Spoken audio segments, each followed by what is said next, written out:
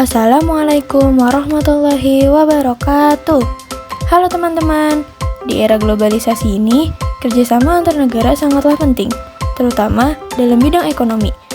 Nah, di balik semua itu, ada banyak lembaga ekonomi internasional yang memainkan peran penting nih. Yuk kita kenalan dengan mereka satu persatu. Tapi, sebelum itu kita harus tahu dulu nih, lembaga ekonomi internasional itu apa sih? Kira-kira teman-teman ada yang tahu nggak? Yap, lembaga ekonomi internasional adalah organisasi antar negara yang dibentuk untuk mendukung kerjasama ekonomi global.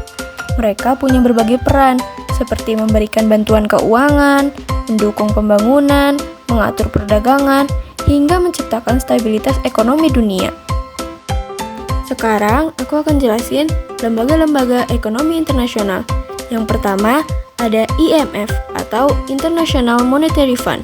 Di sini, IMF bertugas untuk menyediakan bantuan keuangan untuk negara yang mengalami krisis ekonomi dan memberikan saran kebijakan fiskal serta moneter.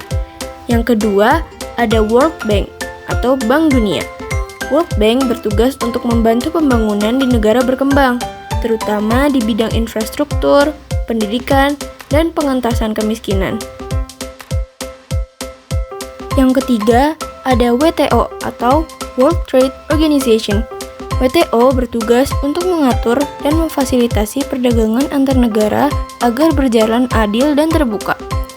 Yang keempat, ada OECD atau Organization for Economic Cooperation and Development. OECD ini merupakan forum negara-negara maju untuk berbagi kebijakan dan pengalaman dalam meningkatkan kesejahteraan ekonomi dan sosial. Yang kelima, ada ADB atau Asian Development Bank. ADB merupakan bank pembangunan regional yang fokus membantu negara-negara Asia dalam hal pembangunan dan pengurangan kemiskinan. Yang keenam, ada UNCTAD atau United Nations Conference on Trade and Development.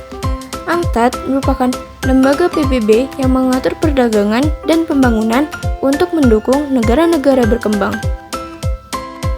Selanjutnya, ada beberapa lembaga-lembaga tambahan nih.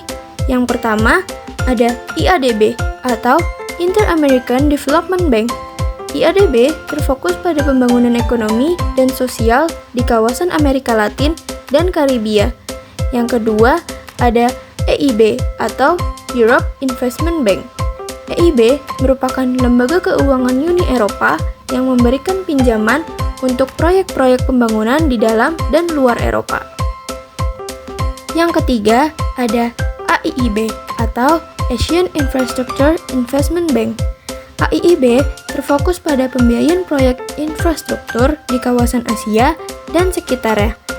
Yang keempat, ada IFC atau International Finance Corporation. IFC ini merupakan anak lembaga dari Bank Dunia yang mendukung sektor swasta di negara berkembang. Yang kelima, ada BIS atau Bank for International Settlements. BIS ini merupakan bank sentralnya bank sentral.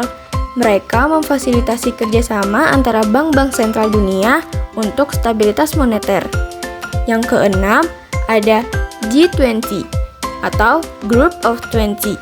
G20 adalah forum kerjasama ekonomi utama negara-negara dengan ekonomi terbesar di dunia.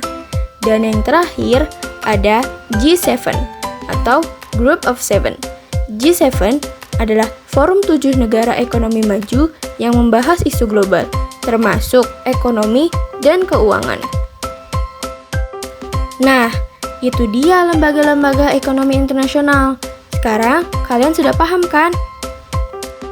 Oke teman-teman, itu dia materi yang bisa aku sampaikan di video ini. Semoga bisa dipahami dengan mudah ya.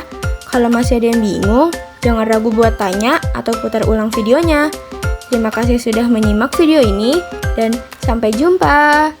Wassalamualaikum warahmatullahi wabarakatuh.